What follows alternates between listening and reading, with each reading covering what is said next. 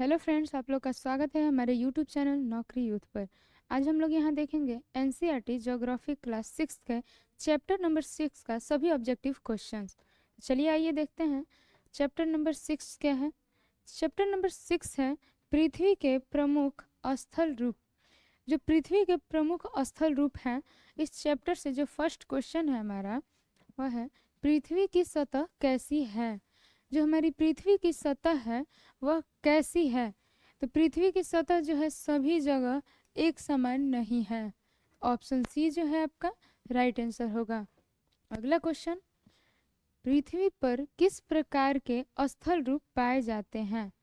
जो पृथ्वी पर स्थल रूप पाए जाते हैं वह अनगिनत प्रकार के पाए जाते हैं। तो ऑप्शन सी जो होगा आपका राइट आंसर होगा। अनगिनत प्रकार के स्थल रूप पृथ्वी पर पाए जाते हैं। अगला क्वेश्चन है, स्थल मंडल के कुछ भाग कैसे होते हैं। तो स्थल मंडल के कुछ भाग ऊंचे नीचे तथा कुछ समतल होते हैं। ऑप्शन सी जो होगा आपका राइट आंसर होगा। अगला क्वेश्चन है,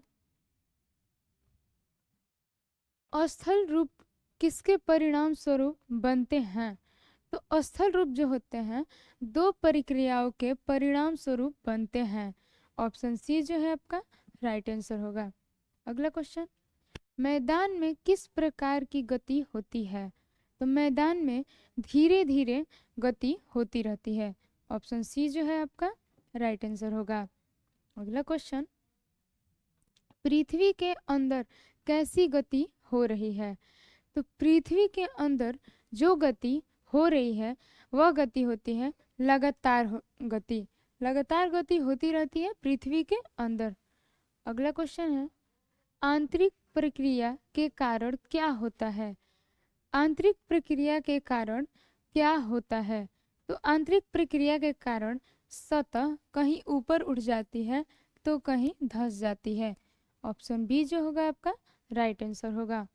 अगला क्वेश्चन, बाह्य प्रक्रिया किससे संबंधित है।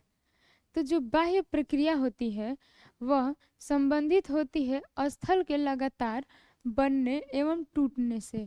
ऑप्शन बी जो होगा आपका राइट आंसर होगा। नेक्स्ट क्वेश्चन, पृथ्वी की सतह के टूटकर घिस जाने को क्या कहते हैं। पृथ्वी की सतह के टूटकर घिस जाने को हम अपरदन कहते हैं। ऑप्शन बी जो होगा इसका राइट आंसर होगा। अगला क्वेश्चन देखते हैं, अपरदन की क्रिया से सतह पर क्या प्रभाव पड़ता है। तो अपरदन की क्रिया से सतह पर प्रभाव पड़ता है कि सतह नीचे हो जाती है, समतल नहीं रहती है। ऑप्शन बी जो होगा आपका राइट आंसर होगा। अगला क्वेश्चन है, निक्षेपण की प्रक्रिया से क्या होता है। तो निक्षेपण की प्रक्रिया से ये सतह का फिर से निर्माण होता है। निक्षेपण की प्रक्रिया से सतह का फिर से निर्माण हो जाता है। ऑप्शन सी जो होगा आपका राइट आंसर होगा। अगला क्वेश्चन है, अपरदन और निक्षेपण की प्रक्रियाएं किनके द्वारा होती हैं। तो जो अपरदन और निक्षेपण की प्रक्रियाएं हैं वह किनके द्वारा होती हैं। तो वह बहते जल, वायु तथा बर्फ के द्वारा होती हैं। ऑप्शन सी इसका राइट आंसर होगा। नेक्स्ट क्वेश्चन है, स्थल रूपों को किस आधार पर वर्गीकृत किया जा सकता है। तो स्थल रूपों को स्थल रूपों को किस आधार पर वर्गीकृत किया जा सकता है। तो इसका आपका आंसर होगा कि स्थल रूपों को ऊंचाई एवं ढाल के आधार पर वर्गीकृत किया जाता है। ऑप्शन सी जो होगा आपका राइट आंसर होगा। नेक्स्ट क्वेश्चन है, स्थल रूपों को किन तीन मुख्य भागों में बांटा गया है। स्थल रूपों को किन तीन मुख्य भागों में बांटा गया है। तो वह है पर्वत, पठार और मैदान। स्थल रूपों को इन्हीं तीन रूपों में बांटा गया है। ऑप्शन सी आपका राइट आंसर होगा। नेक्स्ट क्वेश्चन है, पहाड़ी किसे कहते हैं। तो पहाड़ी उसे कहते हैं वह स्थलीय भाग जो आसपास की भूमि से ऊंचा उठा हो, उसे पहाड़ी कहा जाता है। ऑप्शन सी जो है आपका राइट आंसर होगा। अगला क्वेश्चन है, कितनी ऊंचाई एवं ढाल वाली पहाड़ी को पर्वत कहा जाता है? तो कितनी ऊंचाई एवं ढाल वाली पहाड़ी को पर्वत कहा जाता है? तो उसका आंसर होगा आपका कि 600 मीटर से अधिक ऊंचाई और खड़ी ढाल वाली पहाड़ी को पर्वत कहा जाता है। ऑप्शन सी आपका राइट आंसर होता है। नेक्स्ट क्वेश्चन है, पर्वत की न्यूनतम ऊंचाई कितनी मानी जाती है? तो जो पर्वत की न्यूनतम ऊंचाई होती है वह 600 मीटर मानी जाती है। आपका ऑप्शन सी राइट आंसर है। अगला क्वेश्चन है, 8000 मीटर से ऊंचे पहाड़ी किस श्रेणी में आते हैं? तो 8000 मीटर से ऊंचे जो पहाड़ी होते हैं वह पर्वतों की श्रेणी में आते हैं। आपका ऑप्शन बी राइट आंसर होगा। अगला क्वेश्चन देखते हैं, पर्वत किसे कहा जाता है?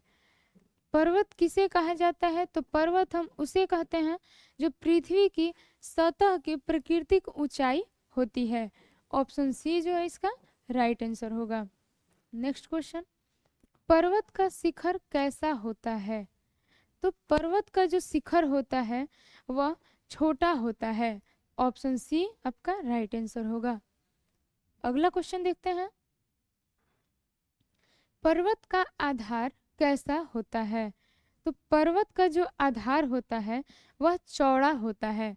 Option C is the right answer. Next question, पर्वत किससे अधिक ऊंचे होते हैं? तो जो पर्वत होते हैं वह आसपास के क्षेत्रों से अधिक ऊंचे होते हैं। आपका राइट आंसर होगा ऑप्शन बी। नेक्स्ट क्वेश्चन, ऊंचाई पर जाते समय जलवायु में क्या परिवर्तन होता है? तो ऊंचाई पर जाते समय जलवायु ठंडी होती जाती है। ऑप्शन सी आपका राइट आंसर होगा। अगला क्वेश्चन है, पर्वतों पर हमेशा जमी रहने वाली बर्फ की नदियों को क्या कहते हैं? तो पर्वतों पर हमेशा जमी रहने वाली बर्फ की जो नदियां होती हैं उसे हिमानी कहा जाता है। ऑप्शन बी आपका राइट आंसर होगा, हिमानी। नेक्स्ट क्वेश्चन है, कुछ पर्वत कहाँ स्थित हैं जिन्हें हम नहीं देख सकते? तो कुछ पर्वत जो होते हैं वह समुद्र के भीतर स्थित होते हैं जिन्हें हम नहीं देख सकते हैं। ऑप्शन सी जो है आपका राइट आंसर होगा। अगला क्वेश्चन, पर्वतीय क्षेत्रों में जनसंख्या कम क्यों होती है? तो पर्वतीय क्षेत्रों में जनसंख्या कम होने का कारण है कठोर जलवायु। ऑप्शन सी जो आपका राइट आंसर होगा। नेक्स्ट क्वेश्चन है, पर्वतीय क्षेत्रों में कृषि क्यों कठिन है? तो पर्वतीय क्षेत्रों में कृषि इसलिए कठिन है क्योंकि खड़ी ढाल और कृषि योग्य भूमि की कमी होती है। इसके कारण ही पर्वतीय क्षेत्रों में कृषि कठिन होती है। ऑप्शन सी आपका राइट आंसर होगा। नेक्स्ट क्वेश्चन है, पर्वतों के क्रमबद्ध रूप को क्या कहा जाता है? तो पर्वतों के जो क्रमबद्ध रूप होते हैं उन्हें श्रृंखला कहा जाता है। ऑप्शन सी आपका राइट आंसर होगा। अगला क्वेश्चन, बहुत से पर्वतीय तंत्र किस प्रकार व्यवस्थित होते हैं? तो बहुत से जो पर्वतीय तंत्र होते हैं वह समांतर श्रृंखलाओं के क्रम में व्यवस्थित होते हैं। ऑप्शन सी आपका राइट आंसर होगा। अगला क्वेश्चन, हिमालय किस महाद्वीप की पर्वत श्रृंखला है? जो हिमालय है वह किस महाद्वीप की पर्वत श्रृंखला होती है? तो हिमालय जो है हम लोगों का वह किस महाद्वीप की पर्वत श्रृंखला होती है? तो इसका आपका आंसर होगा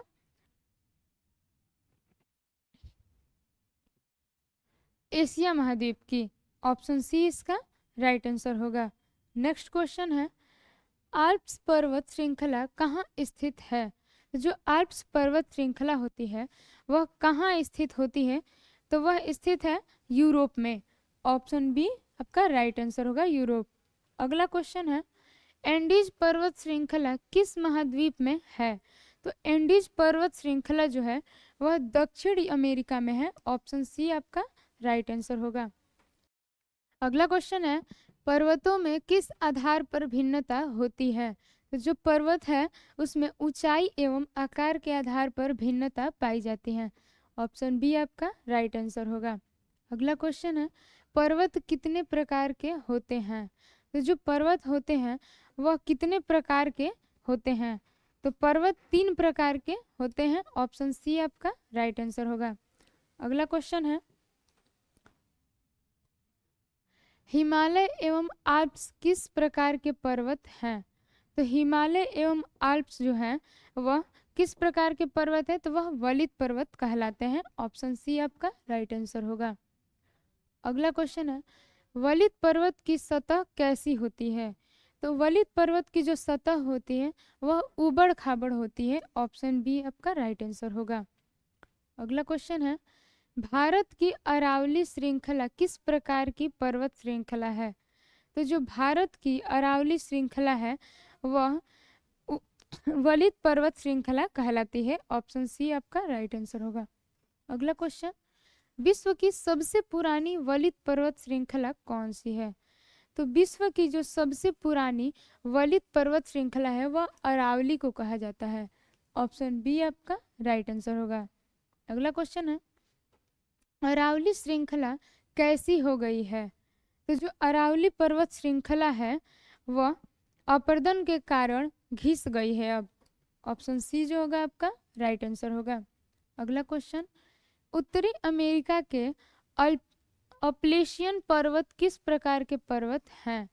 तो उत्तरी अमेरिका के जो अपलेशियन पर्वत है वह किस प्रकार के पर्वत हैं? तो वह एक पुराने वलित पर्वत कहलाते हैं। ऑप्शन सी होगा इसका राइट आंसर। अगला क्वेश्चन है, रूस के यूराल पर्वत किस प्रकार के हैं? तो जो रूस का यूराल पर्वत है वह पर्वत पुराने वलित पर्वत के प्रकार के हैं। ऑप्शन बी जो होगा आपका राइट आंसर होगा। नेक्स्ट क्वेश्चन, अपलेशियन और यूराल पर्वतों का आकार कैसा है? तो जो अपलेशियन और यूराल पर्वत हैं इन दोनों पर्वतों का जो आकार है वह गोलाकार है। ऑप्शन सी जो इसका राइट आंसर होगा। अगला क्वेश्चन है, ब्रह्मोत्सव पर्वत कब बनते हैं? तो यह पर्वत कब जब बनते हैं जब बड़ा भाग टूटकर ऊर्ध्वाधर विस्थापित होता है। आपका सही आंसर होगा ऑप्शन सी। अगला क्वेश्चन है, ब्रह्मोत्सव पर्वत में ऊपर उठे हुए खंड को क्या कहते हैं? तो जो इस पर्वत में जो ऊपर उठे खंड होते हैं उस खंड को उत्खंड यानी हास्ट कहा जाता है। ऑप्शन सी जो होगा आपका राइट आंसर होगा। अगला क्वेश्चन है, ब्रह्मोत्सव पर्वत में नीचे धंसे हुए खंड को क्या कहते हैं? तो इस पर्वत में जो नीचे धंसा हुआ खंड होता है उसे द्रोणिका भ्रंश यानी ग्राबेन कहा जाता है। ऑप्शन सी जो इसका होगा राइट आंसर होगा। अगला क्वेश्चन है, यूरोप की राइन घाटी और वासजेस पर्वत किस प्रकार के पर्वत हैं? तो यूरोप की राइन घाटी और वासजेस पर्वत किस प्रकार के पर्वत हैं? तो यह पर्वत जो है वह आपके ब्रह्मोत्सव पर्वत है। ऑप्शन सी जो होगा आपका राइट आंसर होगा। अगला क्वेश्चन है, ज्वालामुखी पर्वत किस कारण बनते हैं? तो ज्वालामुखी जो पर्वत होते हैं वह किस कारण बनते हैं? तो वह बनते हैं ज्वालामुखी क्रियाओं के कारण। ऑप्शन सी जो होगा इसका राइट आंसर होगा। अगला क्वेश्चन है, अफ्रीका का कौन सा पर्वत ज्वालामुखी पर्वत का उदाहरण है? तो अफ्रीका का ऐसा कौन सा पर्वत है जो ज्वालामुखी पर्वत का उदाहरण है? तो वह है माउंट किलिमंजारो। यह पर्वत जो है ज्वालामुखी पर्वत का एक उदाहरण है। ऑप्शन सी आपका राइट आंसर होगा। अगला क्वेश्चन, जापान का कौन सा पर्वत ज्वालामुखी पर्वत का उदाहरण है? तो जो जापान का ऐसा कौन सा पर्वत है जो कि ज्वालामुखी पर्वत का उदाहरण है? तो वह है फ्यूजियामा। यह पर्वत ज्वालामुखी पर्वत का एक उदाहरण है। ऑप्शन सी आपका राइट आंसर होगा। अगला क्वेश्चन, पर्वत किसके संग्रहागार होते हैं? जो पर्वत होते हैं वह किसके संग्रहागार होते हैं? तो वह जल के संग्रहागार होते हैं। ऑप्शन सी में जो है आपका राइट आंसर होगा। अगला क्वेश्चन, बहुत सी नदियों का स्रोत कहाँ स्थित है? तो बहुत सी जो नदियाँ होती हैं उनका स्रोत पर्वतों की हिमानियों में स्थित होता है, जो कि आपका ऑप्शन सी में है, आपका राइट आंसर होगा। अगला क्वेश्चन, जलाशयों का जल किसके लिए पहुंचाया जाता है? तो जलाशयों का जो जल होता है वह पहुंचाया जाता है लोगों तक। ऑप्शन सी जो है आपका राइट आंसर होगा। नेक्स्ट क्वेश्चन है, पर्वतों के जल का उपयोग कहाँ होता है? तो पर्वतों के जल का उपयोग जो होता है सिंचाई और पनबिजली का उत्पादन करने में होता है। ऑप्शन सी जो है आपका राइट आंसर होगा। अगला क्वेश्चन है, नदी घाटियाँ एवं वेदिकाएं किसके लिए उपयुक्त होती हैं? तो जो नदी घाटियाँ एवं वेदिकाएं होती हैं वह कृषि के लिए उपयुक्त होती हैं। ऑप्शन सी आपका राइट आंसर होगा। नेक्स्ट क्वेश्चन है, पर्वतों में किस प्रकार की विविधताएं पाई जाती हैं? तो पर्वत जो है, पर्वतों में विविधताएं पाई जाती हैं, जो वह विविधताएं होती हैं वनस्पति और जीव जंतुओं में। ऑप्शन बी आपका राइट आंसर होगा। अगला क्वेश्चन,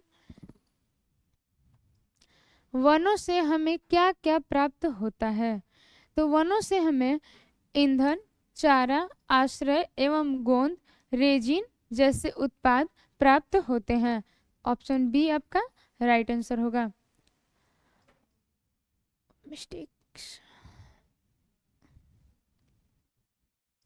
अगला क्वेश्चन है, सैलानी पर्वतीय भागों में क्यों जाते हैं? तो सैलानी जो होते हैं पर्वतीय भागों में प्राकृतिक सुंदरता देखने के लिए जाते हैं। ऑप्शन सी जो आपका राइट आंसर होगा। अगला क्वेश्चन है, पर्वतों में कौन से खेल खेले जाते हैं? तो पर्वतों में paragliding, hang gliding, river rafting और स्कीइंग, यह चारों खेल जो होते हैं पर्वतों में खेले जाते हैं। ऑप्शन सी आपका राइट आंसर होगा। अगला क्वेश्चन है,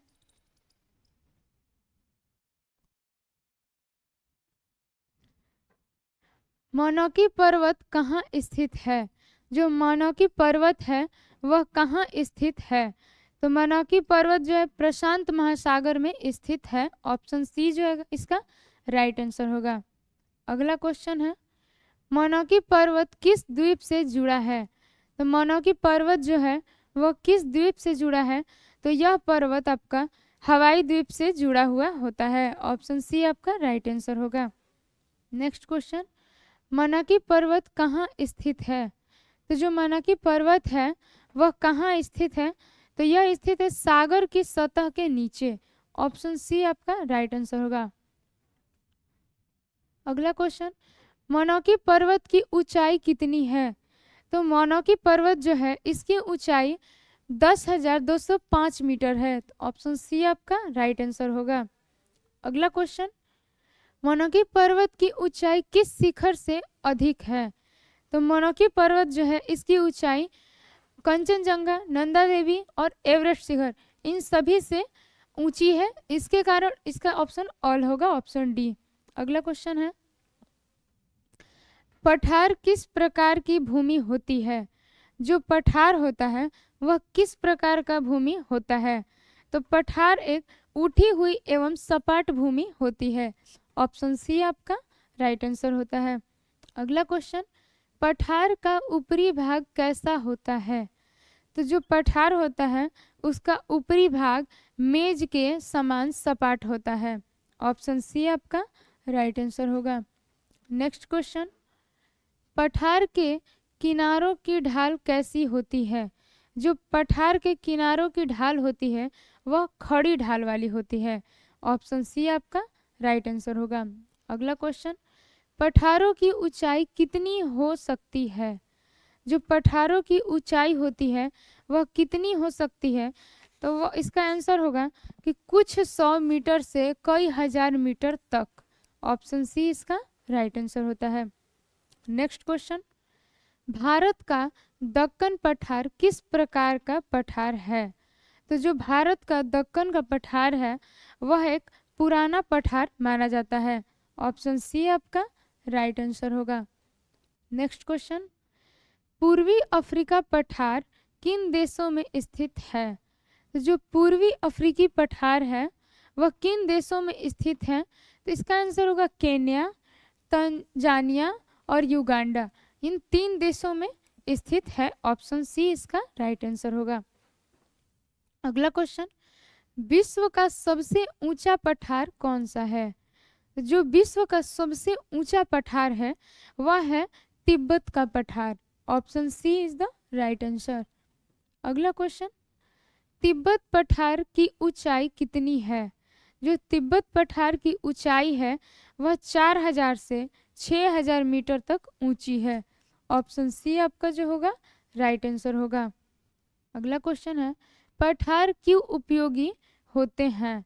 तो पठार जो होते हैं इसलिए उपयोगी होते हैं क्योंकि इनमें खनिजों की प्रचुरता पाई जाती है। ऑप्शन सी जो इसका राइट आंसर होगा।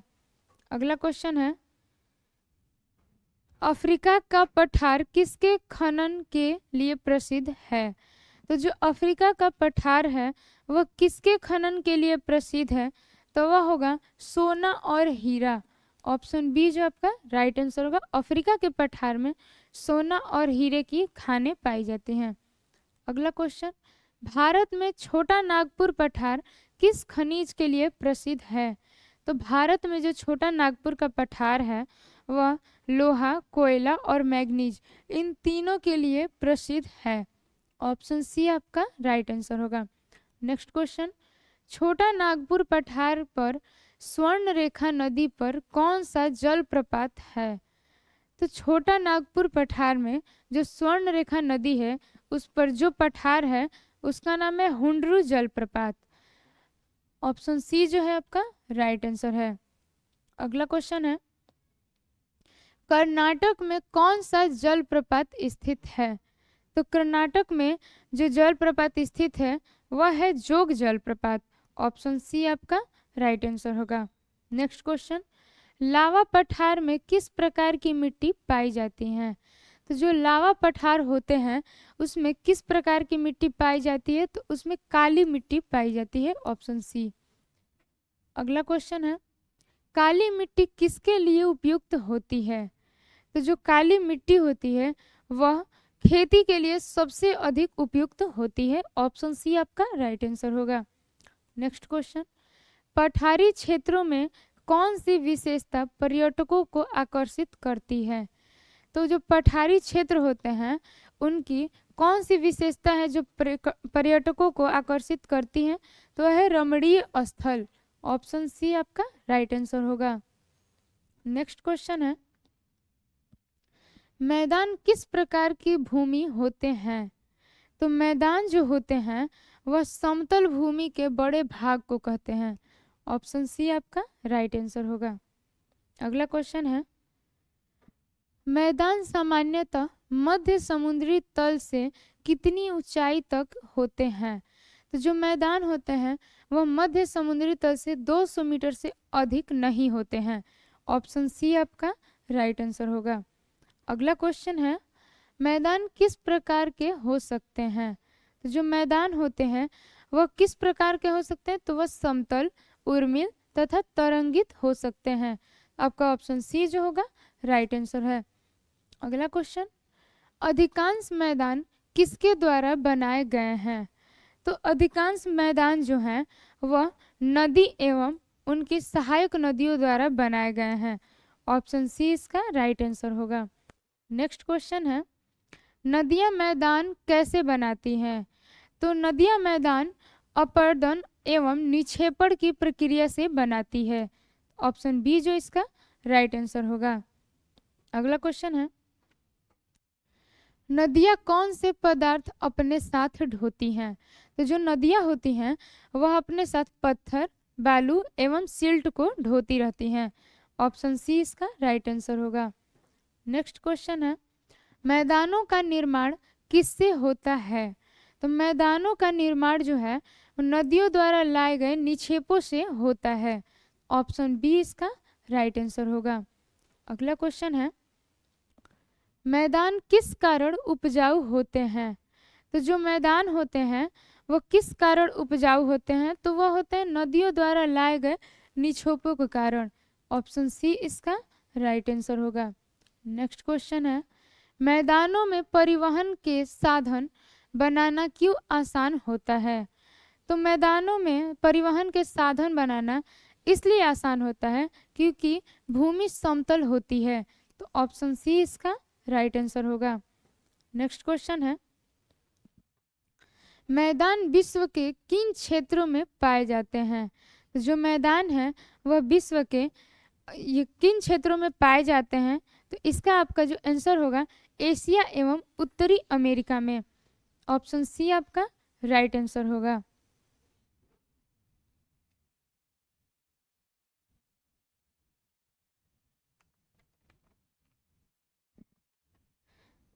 अगला क्वेश्चन है, एशिया में कौन से बड़े मैदान पाए जाते हैं?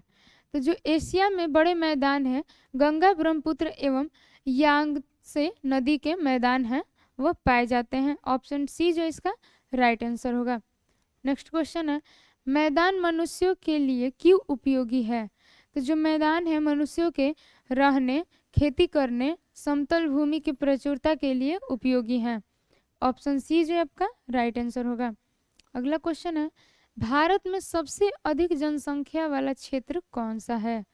तो जो भारत में सबसे अधिक जनसंख्या वाला क्षेत्र है वह गंगा का मैदान है। ऑप्शन सी आपका राइट आंसर होगा। नेक्स्ट क्वेश्चन है, विभिन्न स्थल रूपों के अनुसार मानव क्या करता है? तो विभिन्न स्थल रूपों के अनुसार मानव जो है विभिन्न प्रकार से जीवन यापन करता रहता है। ऑप्शन सी जो है आपका राइट आंसर होगा। अगला क्वेश्चन है, पर्वतीय क्षेत्रों का जीवन कैसा होता है?